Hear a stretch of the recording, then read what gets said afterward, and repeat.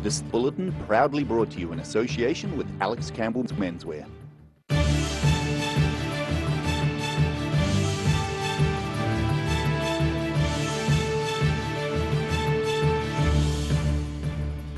Tonight on The South Today, Queenstown performers and artists celebrate the opening of a new arts and cultural facility in the town. The owner of a Stewart Island tourist lodge is encouraging other residents there to fit their homes with solar panels. And an Ashburton couple show off their sustainable home made with recycled tyres, glass bottles and flattened earth.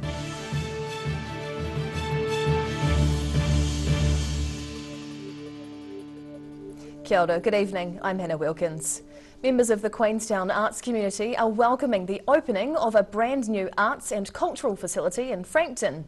Te Ata Mira has been set up in the Remarkables Park shopping centre and is billed as the first of its kind for the area, serving as a hub for all things creative and cultural. A new place for artists to call home in Queenstown. There was a vibrant celebration on Sunday afternoon with the opening of the town's new arts and cultural hub, Te Ata Mira, in Frankton. The facility's been born out of hard work and the efforts of a group of people with a passion for the arts. Te Ata Mira trustee Sam Nelson says the project was a rewarding challenge for all involved. It came to fruition originally through another trust called the Three Lakes Cultural Trust, who commissioned a cultural plan for the district, and one of the key findings in that plan was that we really needed a home. A mihi whakato was led by Ngāi Tahu Kaumātua, Darren Reri, with Southland MP Joseph Mooney and Queenstown Mayor Jim Bolt praising the efforts of those behind the project. 2 American patrons also joined the celebrations remotely from Chicago. Abby McCormick O'Neill and Carol Joins have strong ties to the Queenstown community and are a part of both the Three Lakes Cultural Trust and Te Ata Mira. The site includes a wide range of arts facilities. Along with a regional gallery and youth space, there's also a recording studio, dance and performance spaces, and itinerant music and visual arts studios. Simon Batrick, Sport and Recreation Manager, says the space gives a voice to both local and international artists. But certainly this is an opportunity for the local community to really showcase the local art that's happening here, but also the ability to bring international artists and performers and things through to this area now that we have a fit-for-purpose facility. It's a really tauranga waiwai, a place to call home for the arts community, but also for anyone who's a little bit interested, slightly curious, or having a moment in life where they want to explore another, facet to the world. Those involved with Te Ata Mira are relieved and excited to have the venue finally open, after dealing with their fair share of issues during the pandemic. They say the Arts Hub is one of a kind in Queenstown, with the ability to host a wide range of arts events in the future to benefit the whole community. In Queenstown, The South Today. A trial date has been set for the man accused of killing a young father in Invercargill last month. The 26-year-old man has interim name suppression. He appeared in the High Court at Invercargill via video link this morning from the local police station. The man is charged with murdering Chad Parakura on April the 26th and attempting to murder another man. A group of Mr Parakura's family members were in court, telling the ODT that the days since the murder had been really hard on them. Justice Manda remanded the defendant to reappear in early June, with a trial date set down for February 2024. A tourist lodge owner on Stewart Island has converted his energy power to solar power. Peter Tate of Ashore Lodge says he's making a very good investment, return on his investment, and believes every house on the island should be fitted with solar panels. Happy living off-grid thanks to solar panels on his Stewart Island guest lodge. Since 1988, the island's been on a commercial power scheme, using a diesel generator to supply electricity to the homes in the Oban township, burning through about 1,000 litres a day. Because diesel isn't cheap, Peter Tate says the power bill for his Sales Ashore Lodge used to come to around $600 a month. But now, after spending a few $1,000s on these solar panels, Tate reckons he's getting about 12% back in savings, which is far better than keeping it in the bank. I think 12% return on capital these days is quite good, and it looks as if it'll get better, because I don't see the price of diesel going down anytime soon. It's been suggested the Southland District Council could set up a communal solar farm on the island, but Tate believes it'd be far better to have the solar panels on the roof of every house. First of all, you have to buy land, which costs money. You then have to organise reticulation into the grid, and we're talking quite big currents, so 1,000 kilowatt potential has to be built around that. That's a high expense. And of course the land has to be maintained because you cannot allow those panels to be shaded. Tate says he's against the idea of the council spending millions of dollars on the solar farm. Instead, he would like them to loan the money at a reasonable interest rate to the locals so they can buy solar panels for their homes. If the council bought land to put up a solar farm, yes, they have a solar farm, but they have no money left at the end of it. They've spent that money. Whereas if they loan it, they still have the money. 3 years ago, the government granted more than $3 million from the Provincial Growth Fund to build a wind farm on the island. But that project's since been shelved after an agreement couldn't be reached with landowners on a suitable site to build the wind farm. On Stewart Island, the South Today. The rain held off for the annual book fair at St Joseph's School in Queenstown, drawing a large crowd to the fundraising event.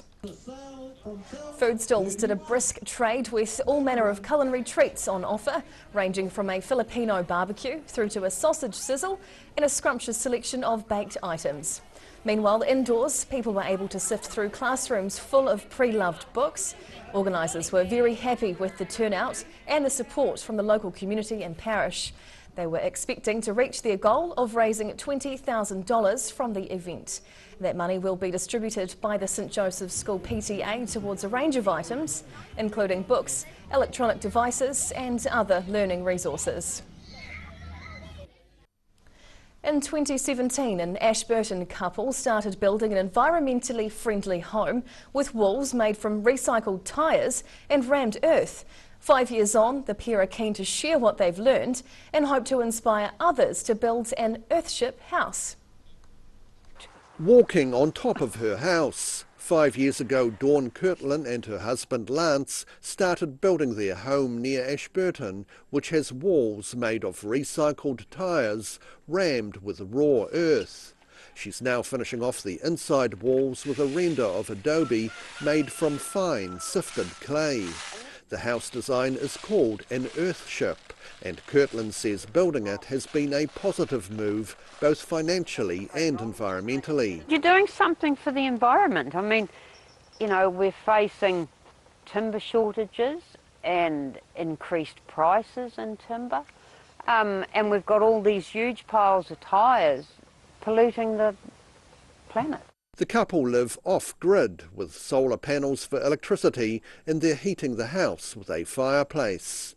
Kirtland says the insulation provided by the rammed earth walls means the house is never totally cold. And the last house we had in the winter time was like an icebox. It was just so cold.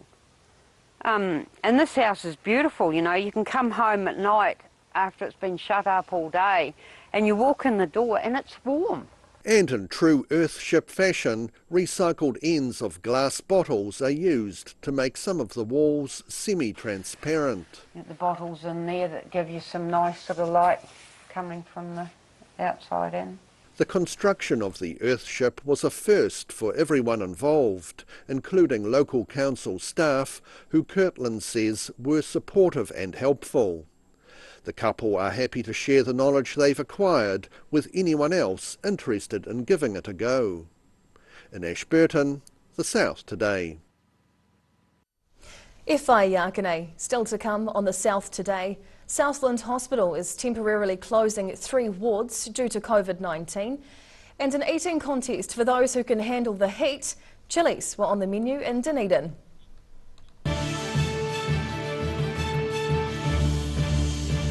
All new episodes of Put Some Colour in Your Life are now screening on Channel 39. Take a look at Australian artists and the techniques they use in their studio. Put Some Colour in Your Life, Tuesdays, 7:30.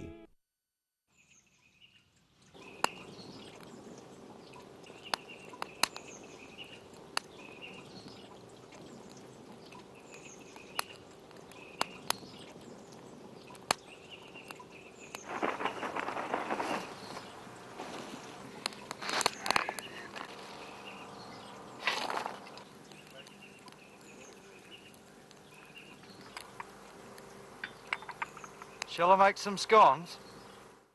My mate John's gone mad. Mad at beds, that is. Bedlam Bed Sale.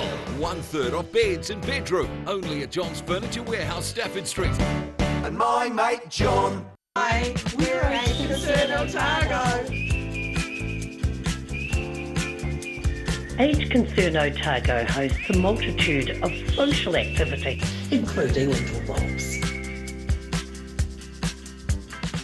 Living Well Disability Resource Centre, a not-for-profit charitable organisation and your one-stop shop for information and resources to help you retain independence. We offer a wide range of assistive products from jar openers to mobility scooters and provide assessments for Total Mobility, the half-price taxi scheme. Come and see the friendly team. You'll find us on the corner of George and Bath Streets, ground floor of Burns House. Every day the team at Gillian supports grieving families at their time of need, from answering your questions to organising a farewell that reflects the wishes of your loved one. We can help. Call Gillian's today.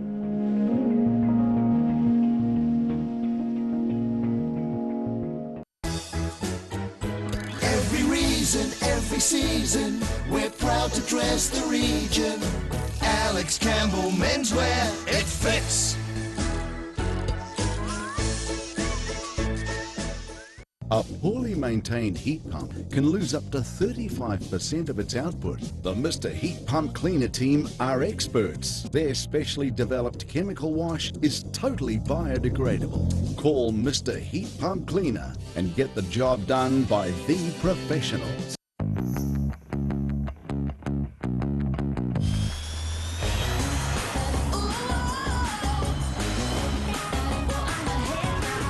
Spark your joy with jazz, the next generation from Honda.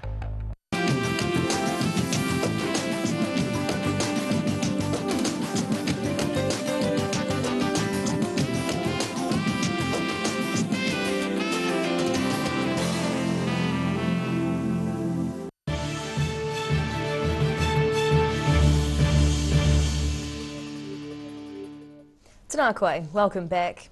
Southland Hospital is defending its decision to close 3 of its wards due to COVID-19. The Southern DHB says multiple COVID-19 exposures forced it to shut the medical, surgical and rehabilitation wards. The hospital acknowledges it's upsetting for people, but says it needs to protect vulnerable patients. 2 patients in each of the 3 wards have tested positive in recent days.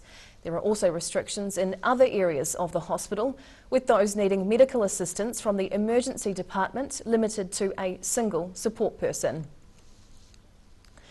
The Clyde River car park is getting a makeover thanks to a more than $500,000 injection from the government's Tourism Infrastructure Fund. The upgrade includes walking tracks linking Clyde's heritage precinct with the Clutha River. A playground's also been created, featuring a miniature version of the town's historic Red Bridge for children to enjoy. When we went out to the community to ask what they thought of the design that had been put together, it was really, really positive for all the elements. The Clyde Primary School in particular, the children worked really hard on their comments and designs and ideas and feedback for us. The kids particularly like the reference to their icon, the Clyde Bridge, in the play equipment that we're putting on site now. They also really like the idea that they could bring their scooters down and use it on a scooter track. They like the water coming through under the bridge. The use of natural elements was consistently part of what the community fed back to us across the age groups. So all of those things, all of that feedback, right from the initial design through to the public contribution, have produced the playground that we're installing at the moment. So we have reused quite a bit of railway sleepers that we got off an old bridge in Roxborough. So we've used the railway sleepers around the swing areas. We've used the railway sleepers for the balance beams for kids to play on. We've reused all of these rocks that's on site, basically from another project, which is the Clyde wastewater project, where we're installing wastewater to the scheme to Alexandra. So yes, we have a big rock graveyard in Clyde at the moment, and reusing those materials saves the project quite a lot of cost. Well, it's a challenge not for the faint-hearted, with 11 hardy folk recently braving the Dunedin round of the New Zealand chili eating champs. There were qualified medics on hand just in case any competitors became overwhelmed as the contest heated up. Chewing through the tears, 11 hardy souls chomped and choked their way through increasingly red-hot chili peppers at the Dunedin round of the New Zealand chili eating champs. A supportive crowd cheered on competitors at the Dish Cafe and Bar. MC Stu Drever of the Flaming Sons of the South says building stamina is the best way for contestants to prepare to eat chilies. They should be heaping the sauce onto everything, hot sauce, eating chilies, building their tolerance up. Chili peppers are actually considered fruit rather than vegetables and are members of the nightshade family. And it was a tough challenge for competitors eating multiple chilies while obeying the simple rules of no drinking, no leaving the stage and no throwing up. We've got medic people here if there's any problems, qualified medics and stuff with us, but we've never had any problem. The thing is, with chili, your body will reject it and you're pretty much right. We've got milk, we've got yogurt, we've got lots of things to help the contestants after the competition. It was a hot war of attrition, grueling knockout rounds whittling down the competition until just 3 remained, with Stephen Johnson declared the eventual winner. Feeling tough competition, but looking forward to it. You know, they're great competitors. It's on my birthday, so I'm wanting to bring home the bout, bring it back to Dunedin. He will now represent the Deep South at the finals of the New Zealand chili eating competition, to be held in Auckland in September. In Dunedin, the South Today. After the break on the South Today, all-weather sports turfs are opening in Rolleston and wintry conditions are on the way for the South.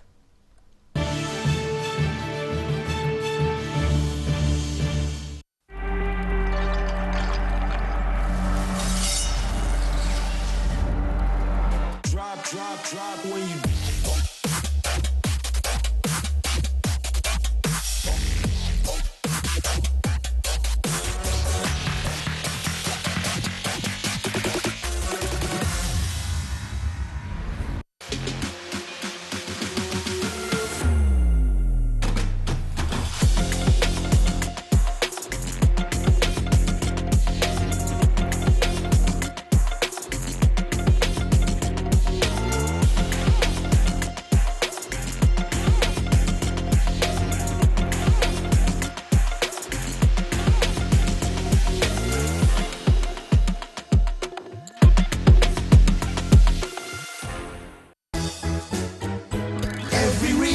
every season, we're proud to dress the region.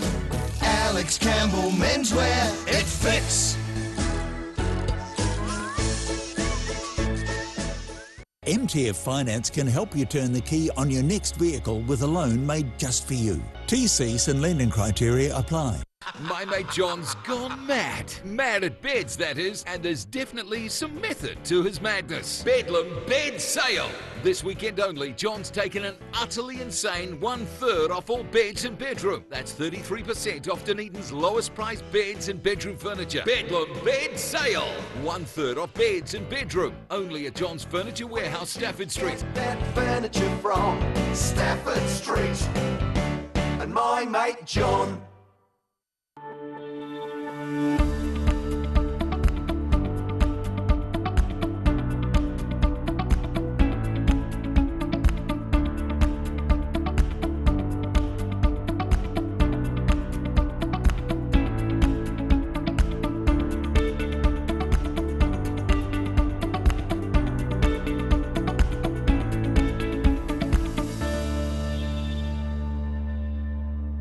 Hi, my name's Matt and I'm the Dines Group CEO. Dines is a company that's focused on selling logistics solutions to its customers. We're passionate about selling efficiency and we've been selling efficiency for over 50 years now.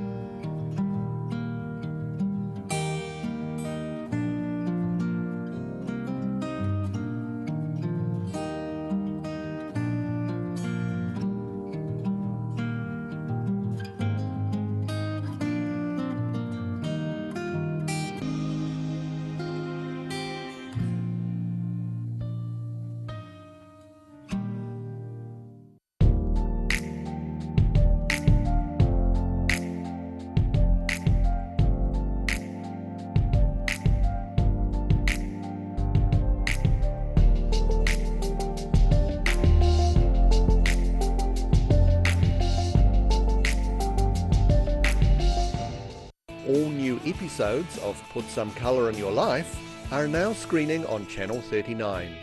Take a look at Australian artists and the techniques they use in their studio. Put Some Colour in Your Life, Tuesdays, 7:30.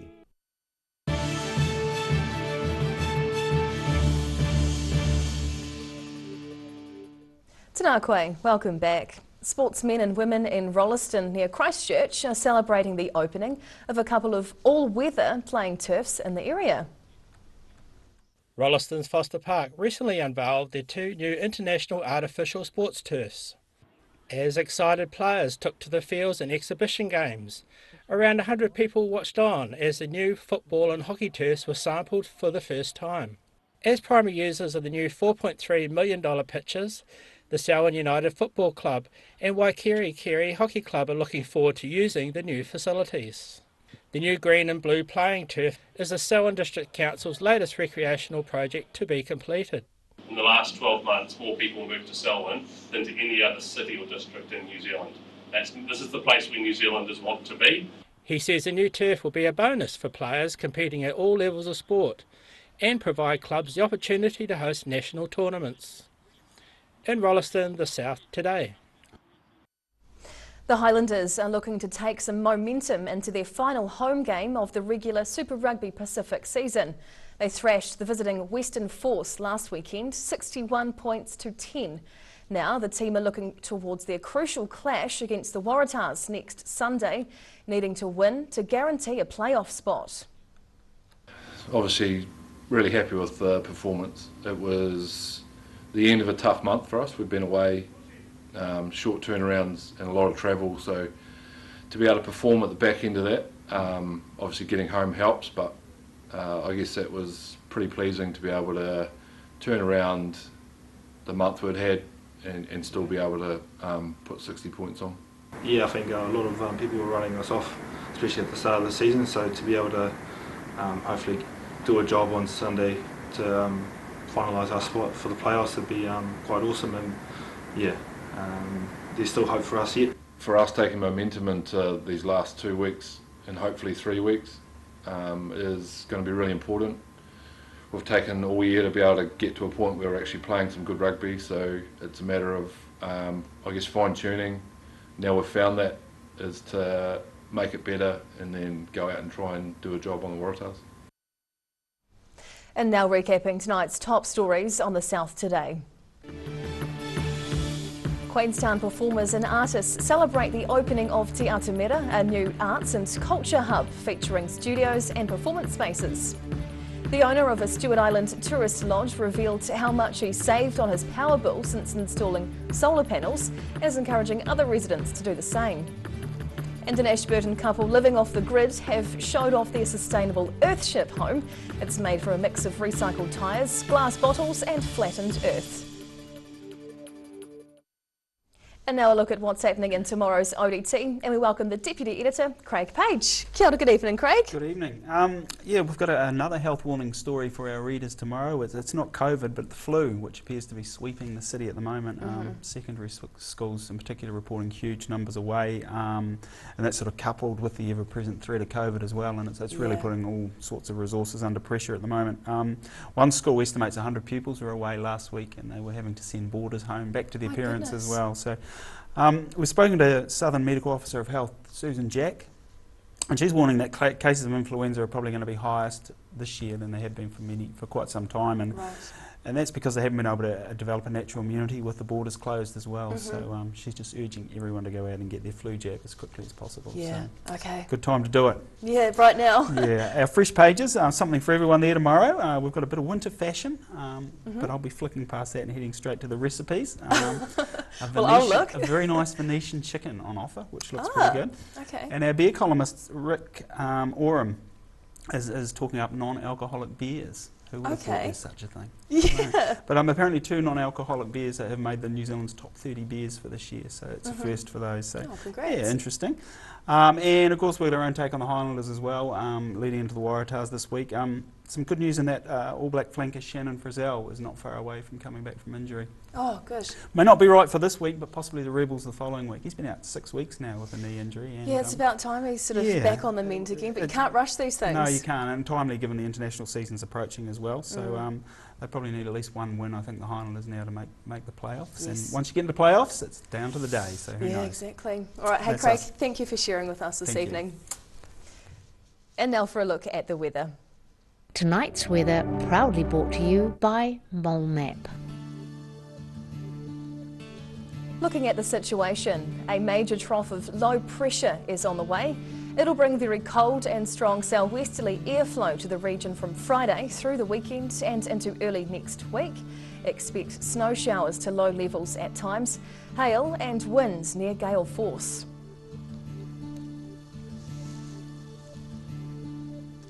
Heading to the top of the South Island first. Nelson looks fine tomorrow with light winds and breaking the 20-degree mark.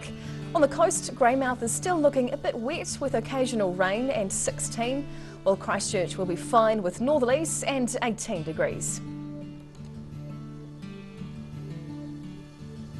To our southern towns now, showery with strong nor'westerlies through here. Balclutha, Lumsden and Gore are all heading for 15 degrees, with the Catlins just creeping ahead to 16. Travelling westwards to the Central Lakes area, Wanaka and Queenstown will be cloudy with nor'westerlies and 17 degrees, while Alexandra gets high cloud and 19. And over to Te Anau, expect gusty nor'westerlies, rain and a high of 14 degrees. To the northern towns next, Timaru and Awamaru will feel the fresh nor'westerlies tomorrow, also getting high cloud and 20 or 21 degrees. And then over the way to Twizel and Omarama, it'll be a touch cooler with 18 and nor'westerly breezes. Down through Dunedin, fine with northerlies, dropping to 11 degrees overnight. Wednesday will be fine with high cloud and more nor'westerlies, up to 19 and down to 13 degrees. Mild to start on Thursday, reaching 18 and down to 8. And then this is where we'll start to get an inkling of that cooler weather coming through.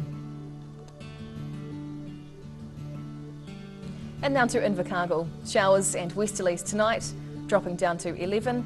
Tomorrow there'll be showers and strong nor'westerlies, reaching 15 before dropping down to 10. And Thursday starts off much the same, but those gale force winds will start to pick up with hail late in the day, up to 14 degrees and dropping down to 6 as the low. And that's the news this Tuesday. For the latest news and videos from the southern region, head online to odt.co.nz. And you can follow Channel 39 on YouTube to catch our news bulletins on demand. Nō reira, kia pai te pō, ka kite anō.